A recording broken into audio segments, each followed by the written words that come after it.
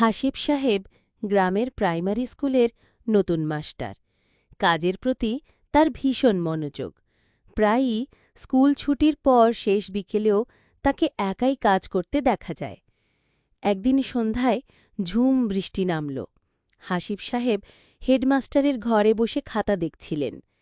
চারদিক নিস্তব্ধ, শুধু বৃষ্টির একটানা শব্দ।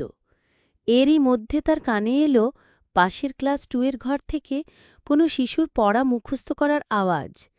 আতা গাছে তোতা পাখি। তিনি ভাবলেন হয়তো বৃষ্টির জন্যে কোনো ছাত্রছাত্রী আটকা পড়েছে। তিনি হারিকেনটা হাতে নিয়ে করিডোরে বেরোলেন। ক্লাস 2 এর ঘরের সামনে গিয়ে দাঁড়ালেন। ভেতরটা অন্ধকার, কিন্তু পড়ার স্বরটা এখনও আসছে, একটু যেন কাঁপা কাঁপা। তিনি দরজায় ধাক্কা দিতেই কপাট খুলে গেল। ভেতরে কেউ নেই,